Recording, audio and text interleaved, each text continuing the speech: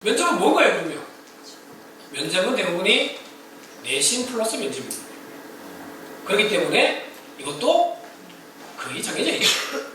대신에 이제 1단계 배수가 기본적으로 3배수인데 5배수, 6배수 뽑아가지고 면접을 통해가지고 들어오는 데도 저기 영향력을 끼치는 데도 있어요. 뭐 그런 변수 말고는 면접에서도 거의 내신과 면접이 당락을 결정하기 때문에 가장 높은 거다. 그럼 결국은 무슨 이야기입니까? 이 두 개의 전형은 내가 나중에 지원을 할 때 안정적으로 지원할 수 있는 그런 전형이다. 그렇기 때문에 내신을 망해버리면 안정적인 지원이 무너진다. 자, 그 다음에 이제 여기 보시면 학생부 종합. 학생부 종합도 약 18%, 15%. 뭐 균형은 보시면 아시겠지만 그들마다 별 차이 없어요. 별 차이 없습니다. 학종은 무리한 지원을 많이 하기 때문에 그래요. 무리한 지원을. 그리고 복교 수준도 어느 정도 고려가 되기 때문에 여기서는 또 변수가 많습니다.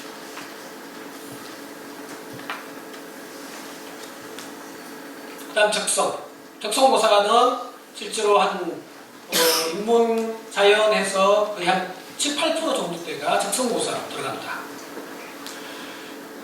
자, 문제 나갑니다. 논술 한 몇 프로 될까요? 합격비율. 학생들 굉장히 현실적이다. 부모님들은 한 몇 프로 될까요?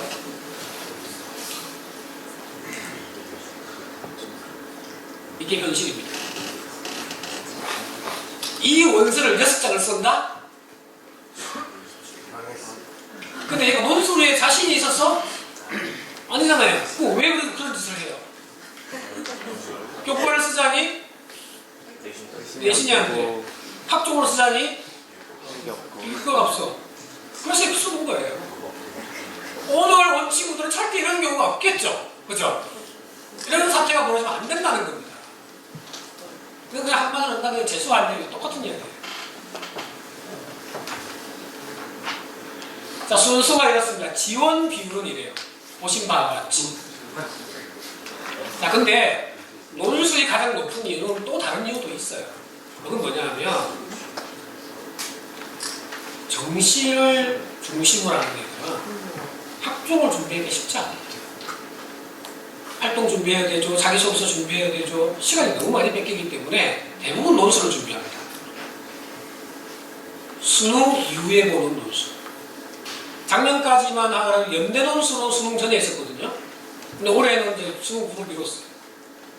무슨 얘기냐? 수능까지 집중해라. 딴 짓 하지 말고 공부에 집중하고. 그 다음에 수능이 끝나면 제가 이제 그 정시 컨설팅 할 때는 대치동에서 컨설팅을 하는데 전국에 있는 학생들이 논술하러 대치동을 많이 옵니다. 사실 그거 보면 좀 심각해요. 10시 딱 지나잖아요? 그러면 거리에 온 학원에서 애들이 와 쏟아져요. 정말로 거짓말 하나 안 못하고 발 디딜 틈이 없어요. 전철도 못할 정도로. 그 방장을 놓고 애들 지방에 있는 사실 그렇게 안 올라와도 되거든요? 대치동에서 그렇게 대단한 거 아니에요. 근데 왜 그렇게 월요일치로 올라오는지 모르겠어요. 걔들이 처음부터 논술을 준비하는 거예요. 그래서 다른 지역은 고3 컨설팅을 할 때 그냥 수능 점수가 나오면 컨설팅을 정시 컨설팅을 받거든요. 대치동은 고학교 컨설팅이 하나 더 있어요. 그게 뭐냐면 논술을 갈 것이냐 말 것이냐 하는 컨설팅이 또 하나 더 있습니다. 그러면 이 시기가 언제냐면 수능 보고 가채점 나왔을 때 정확한 점수가 아니잖아요. 가채점 보고 우리 이번에 연대 논술 가야 되는데 고대 논술 가야 되는데 지금 가채점 해보니까 이 정도 나옵니다. 이거 가야 될까요? 말아야 될까요? 이거 왜 필요하죠? 덜컥 합격되면 안 되니까. 덜컥 합격되면 안 되니까. 무슨 말인지 이해되죠? 수시 납치 사건이 일어나면 안 되니까. 정시 저 돈제가 갈 수 있느냐 그걸 보는 거예요. 그래서 그게 가채점 컨설팅이 있습니다. 자, 합격 비율은 이렇다. 합격 비율은. 그래서 내가 다 잘한다면, 다 좋다면, 당연히, 교과나 면접은 대부분이 이거는 지원을 안 해요. 다 좋으면. 걔들은 주로 이제 논술이죠. 논술, 정시 준비하면서 논술을 준비하거나 아니면은 수시로 가겠다는 마음이 있는 애들은 주로 종합이죠. 이거 종합입니다.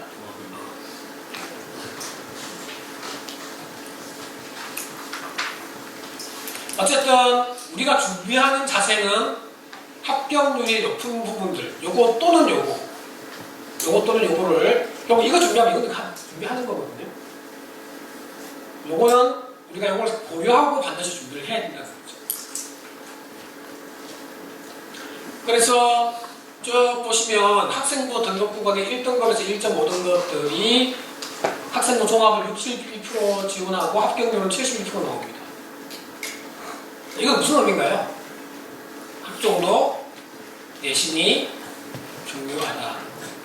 그 이야기하는 거잖아요. 논술. 기본적으로 2, 3등급 대 애들이 가장 많이 지원을 해요. 그럼에도 불구하고 어쨌든 노선에 있는 애들이 가장 많이 합격률이 높다. 적성고사는 기본적으로 4, 5등급 애들이 4, 5, 6 애들이 가장 많이 지원하지만 지원은 5, 6등급 애들이 제일 많잖아요. 합격률은 4, 5등급 애들이 제일 높다. 물론 이전에 있는 애들은 여기 지원 안 하니까. 일부 3등급 대 애들이 여기 지원하는 경우도 좀 있긴 합니다. 자, 이런 걸 자료에 있죠? 요거는 여기 이제 1.0에서 1.25 구간이에요. 이런 식으로 보면 됩니다. 여기 이제 학교와 전형 이름, 요거는 교과 전형입니다. 이건 뭐 보시면 되기 때문에 제가 다 설명할 건 없고요. 이건 그냥 한번 참고로 하세요. 참고로 하시면은 어떤 애들이 가장 많이 지원을 하느냐. 그리고 이 전형은 지금 이제 없어졌어요. 그래서 어떤 애들이 가장 많이 합격하느냐. 이거 보면 이제 우리가 뭘 알 수 있느냐면, 이 학교는 주로 무엇을 보고 뽑는구나라는 걸 알 수 있죠. 자, 교과는 일단 넘어가 볼게요.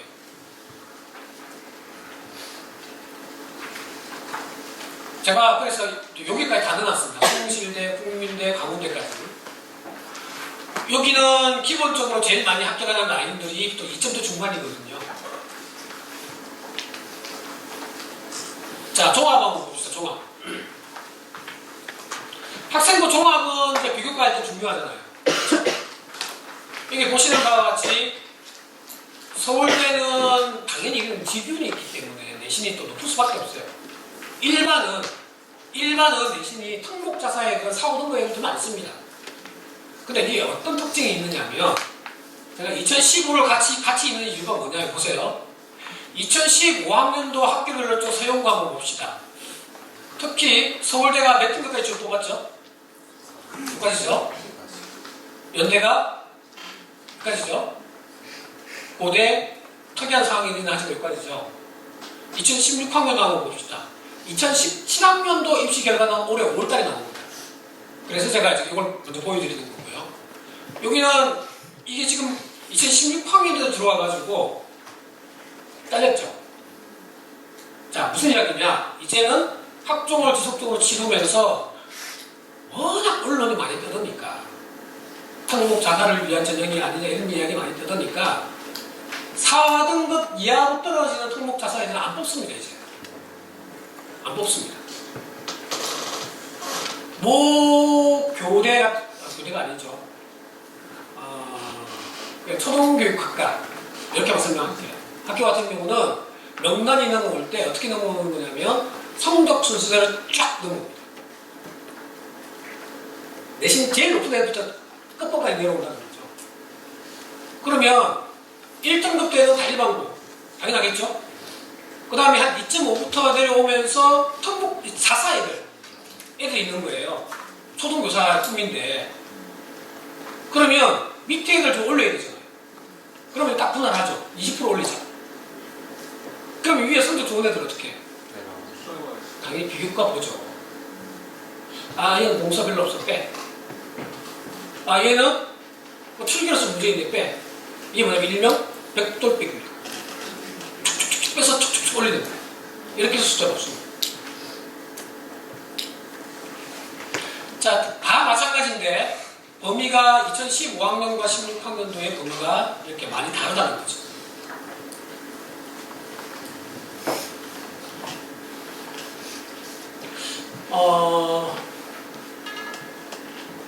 뭐 이거 자연이고요.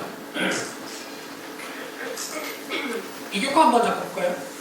도대체 뭘 얼마나 준비해야 되나?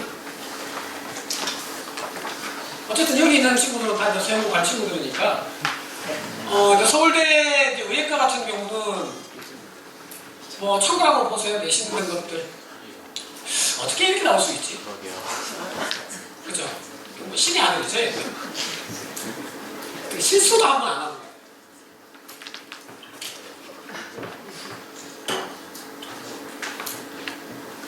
봉사 시간하고 주로 이제 수상은 뭐냐면 교과 수상이에요. 교과 수상. 학종은 수상력이 매우 중요합니다. 그래서 지금 4월달이잖아요. 4월은 무슨 달이죠? 지금 학교에서 계획도 다 나왔죠. 열심히 참여하세요. 대회도 마찬가지고 비교과 관리 열심히 해야 됩니다. 특히 이제 동아리가 가장 중요하기는 하죠. 연대, 뭐 내신, 봉사시간, 뭐 교과 수상 당연히 얘들은 뭐 교과 수상들이 좋아요. 비교과 무슨 탐구대회 이런 것들이죠. 이 정도. 그리고 특징이 이제 얘들 서영고 출신들은 주로 이제 임원활동들이 대체적으로 다 있다는 거예요. 좀 힘들어도 할 수 있으면 임원활동을 하는 게 좋아요. 학종 지원 시에. 나는 반장, 부반장은 못하겠다. 학습부장이라도 하세요. 정말로. 아니면 내가 과학부장이라도 하세요.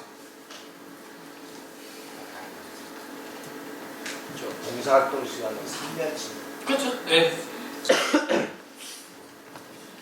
근데 이거는 봉사는 학과에 따라서 좀 다릅니다. 학과에 따라서. 너무 봉사에 목숨 안 걸어도 돼요. 대신 의미 있게 제일 좋은 봉사활동은 무슨 봉사일까요? 우리 지역 봉사예요. 너무 그렇게 맞추지 마세요. 대신에 봉사의 생명은 꾸준함, 정기적. 그게 제일 좋은 겁니다. 근데 뭐 일부러 막 진로에 맞출 수 있는 봉사가 있고 못 맞추는 봉사들이 있거든요. 예를 들어서 내가 교대를 꿈꾸고 있는데 우리 지역의 아동센터의 애들, 초등학생들, 다문화 가정의 애들 진로 관계 있죠. 근데 내 꿈이 의사야. 뭐 할 건데요? 우리 아는 사람이 뭐 병원에 있어. 그래서 거기 봉사 좀 시켜달라고 얘기했어. 걔가 가서 할 일이 뭐가 있어요? 수술해요? 뭐 할까요? 그냥 사고 행정 보조예요. 그게 무슨 의미가 있어요? 그런 건 별로 의미가 없다는 거죠. 성대 정도, 뭐 100시간 1.5 정도 내신으로 봤으면 성적이 조금씩 차이 나잖아요. 교과 수상, 비교과. 그래서 특히나 이렇게 보면 여러분들이 그 문이과에서 학습과 관련된 동아리도 매우 중요합니다. 학습과 관련된 동아리. 특히 독서를 생활하는 거. 앞으로 이제 독서가 책 제목과 저자밖에 안 들어가죠. 네. 그렇기 때문에 더 독서는 중요해집니다. 정리를 좀 하자면 학생부 종합전형과 논술 전형은 우리가 이제 수시에서 일단 교과를 빼고 논술 전형은 어쨌든 이것은 선택사항이다. 선택사항이다. 2017학년도 14,000명, 2018학년도 13,000명이거든요. 근데 정말 내가 수업자. 그럼 수리 논술 준비하니까 모의고사 성적도 잘 나오고 내신도 잘 나와. 오케이. 할 수 있어요. 할 수 있습니다. 근데 합격률을 감안하고 준비해야 됩니다. 성대 논술 7명 모집에 1,440명 지원. 이거 크거든요? 네? 5, 1, 2때 여러분들이 목숨 걸고 준비해야 되는 것은 학생부 위주입니다. 학생부 위주. 그리고 교과, 내신 성적 잘 관리하고 제가 하나 사례를 얘기해 볼게요. 작년에 대학을 간 한 친구가 얘를 만나게